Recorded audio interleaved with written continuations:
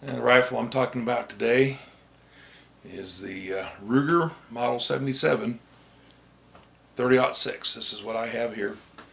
I bought this rifle back in I believe it was 1989. I was still on active duty in the Navy. At the time it was $400 even.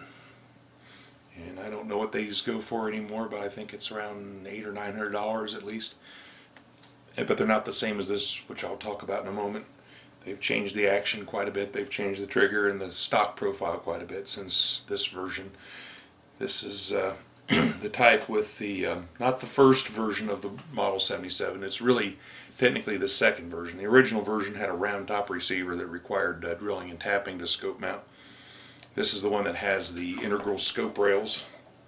A lot of people dub this the Mark I, even though it was never called the Mark I because the Mark II came out later.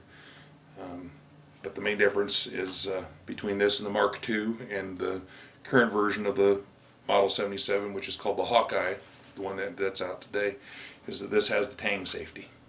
A lot of people consider this to be the best version of the Model 77 because I've heard some complaints about the triggers on both the Mark II and the Hawkeye, although I guess that Ruger, impartially, what they did with the Hawkeye, they tried to help the shortcomings with the trigger on the Mark II, which a lot of people complained about. But the nice thing about this version of the Ruger is the trigger is fully adjustable, which you can't do on either the Hawkeye or the Mark II. So, and a lot of people think that this has the best trigger of all of them. It's just a real nice trigger. I've never adjusted the trigger on this, by the way, because I've been happy with it from the beginning. I can shoot very well with this rifle. I like the tang safety. It's something I like that about it. It kind of reminds me of some of the old shotguns. You know, you have it right there. It's really easy to manipulate. You don't have this wing safety and all this to go through. It's either off or it's on. I can show you how it operates really quick. First off, of course, I'm a safety buff. I'm going to make sure that you see that it is empty. So I pull the bolt back, and you can see clear down into the box magazine and the chamber. There is not a round in this gun, so it is safe to handle. It allows me to dry fire it safely on camera, which I wouldn't do with clear conscience if it were loaded. I'll show you a few things about it. The Model 77 has a hinged floor plate in order to open that, which makes it nice to unload it. There's a little indentation right here, see that in the trigger guard, and you just push it on that. And the floor plate spring swings out, which has the follower, which pushes the cartridges up, and then the spring, the leaf spring, which pushes them up there, and then you just close it. So that makes it easy to unload it without having to cycle them all through the action. It's kind of a nice feature that most modern bolt actions have. Some have a blind box where it's just wood all the way across the bottom, but it's kind of a nice little feature. It's not essential, but it's nice. This particular rifle, by the way, for what it's worth, holds 5 rounds in the magazine, plus 1 in the chamber. So you can, this rifle fully loaded holds 6 rounds, 30-06. I bought this rifle. I'm kind of strange this way, but I asked for it to come with iron sights. That's the nice thing about the Ruger. You have iron sights available, which a lot of factory bolt action rifles anymore, you can't even get an option with iron sights. I don't really need them, but I just like the looks of them. I think a rifle kind of looks as if they just kind of got lazy and stopped building it at one point. So I like the looks of the iron sights, and the Ruger iron sights are kind of low profile and nice. They look solid. So it's really more for cosmetic purposes. That's probably my only nod to something that's superfluous on the rifle. So I asked for it to come that way. Most of them, of course, don't. What else do I want to tell you about the rifle? I did do a couple of modifications on this rifle, which were essential. One was the recoil pad, which I did earlier this year. I don't know how the recoil pads are on the modern Rugers, but if they're anything like the old ones, they're not that great for recoil absorption.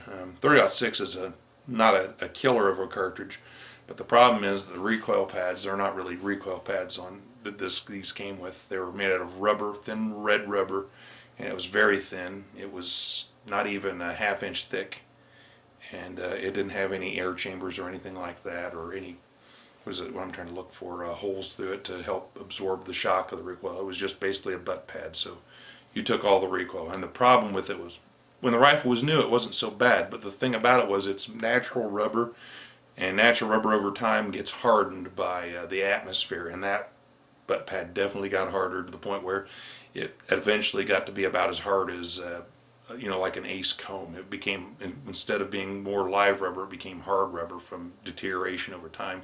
It's to the point where I'd shoot it and just batter my shoulder. I bought a wearable recoil pad to help deal with that, but you know, having to deal with wearing the recoil pad and letting somebody shoot the rifle without getting their chops knocked off by the, you know, that hard butt pad on their shoulder, I decided to add this, which is a real nice aftermarket recoil pad made by Kickies. That's the name of the maker.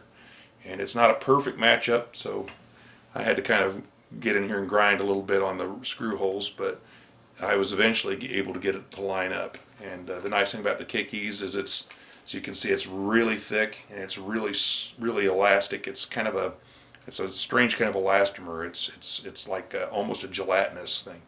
And with this, I shot it after I put this on there, and it made a world of difference. It felt better than with that wearable recoil pad made by Past, by the way. I'm able to shoot this rifle now with comfort. I can shoot it from the prone position with this now, which is of course going to be the most abusive if you're shooting heavy loads in any rifle. So that's a nice thing about it. I put that on there. The other modification I did way back in the 80s when this rifle was still new, and it wasn't because I didn't like the rifle, but I wanted to enhance it a little bit without having to change the appearance of it or anything, and that was I glass bedded it.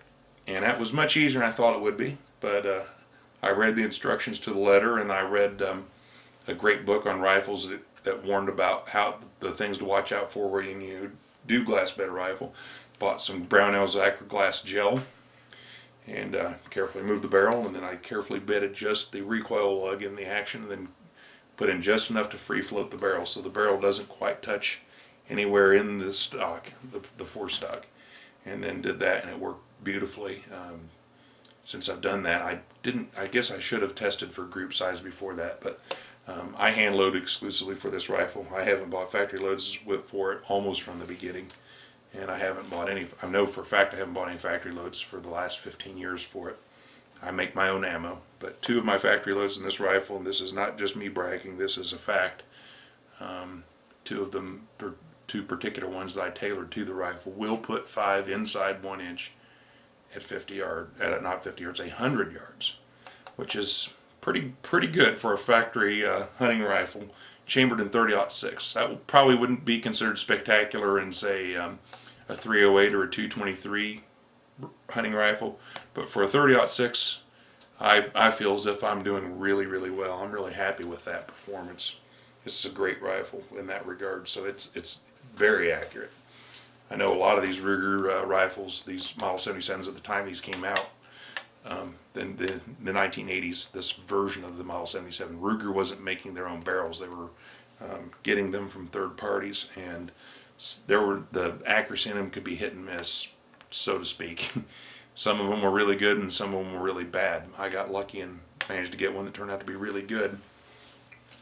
And I'll show you a couple of the add-ons here. I've had this, first is the Sling, which I wouldn't ordinarily show you. It seems kind of mundane, but this is a really particularly good sling. I wanted to brag on a little and brag on the company. It's made by Hunter, which is not known for really fancy stuff, but the neat thing about this sling is this feature here where you don't have to adjust it with hooks and buckles and all that, and you can adjust it just by grabbing hold of it here, and you can just see where my hand is here and pull,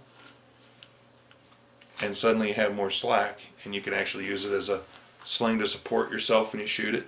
And then if you want to tighten it back up, you can grab it right here, and then you can snug it right back up.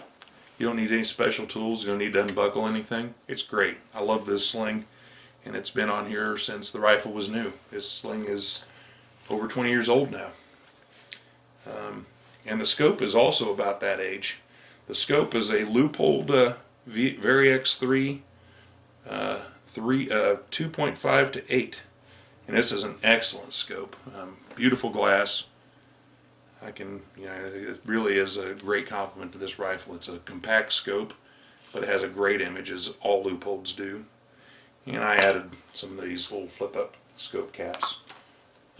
I would like to put the Leupold scope caps on this rifle, but in order to do that I have to send it to Leupold, and they have to do an $80 modification on it. Then I have to pay for the scope caps, so it's more money than I really want to spend. So I bought the Butler Creeks, which cost me not even $20 to add them to it to protect the lenses. But it's a great rifle, and this right here is what I consider my maximum effort gun. If I ever do get to go out west and elk hunt or moose hunt or anything like that, this will be the rifle to do it. It'll get them at long range. And that's about it. If you have any questions, you can post on this video. Thanks.